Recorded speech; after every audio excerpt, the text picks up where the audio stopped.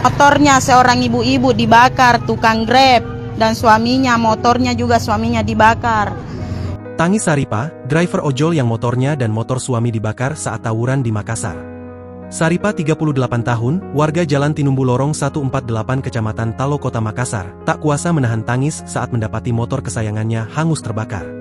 Motor Yamaha Mio biru miliknya diketahui alat utama ketika ia mencari nafkah sebagai driver ojek online. Namun kini kendaraan tersebut dibakar oleh sekelompok pria tak dikenal yang menyerang permukiman warga pada Selasa dini hari, 23 September 2025. Ibu 4 anak ini menceritakan jika malam sebelumnya ia memarkir motor tersebut di depan rumah orang tuanya di tepi Jalan Lorong 148. Motor itu terakhir kali ia lihat dalam kondisi baik-baik saja pada Senin malam. Namun keesokan paginya, ia nampak lemas dan terduduk lesu saat mendapati motornya hanya tinggal rangka dan puing. Tak hanya motornya, motor suaminya Honda Scoopy yang terparkir persis di belakang juga ikut dibakar massa. Menurut keterangan warga, pembakaran diduga terjadi sekitar pukul 00 WITA saat sebagian besar warga tengah tertidur. Malam itu sekitar jam 12 memang sempat terjadi perang kelompok di lorong, kata Saripa. Sebelum bentrokan pecah, pihak kepolisian dan aparat kelurahan sempat menggelar mediasi antar kelompok yang bertikai pada pukul 20 WITA. Sayangnya, kesepakatan damai itu tak bertahan lama.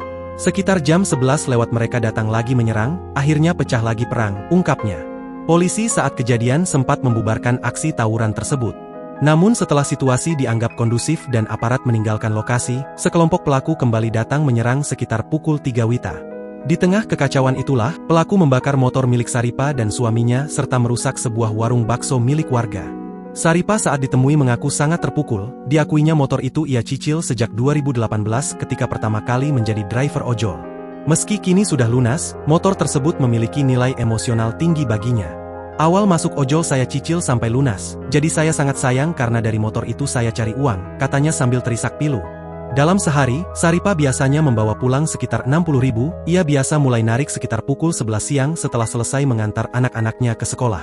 Uang hasil ojol ia gunakan untuk kebutuhan sehari-hari dan membayar kontrakan sebesar 900.000 per bulan.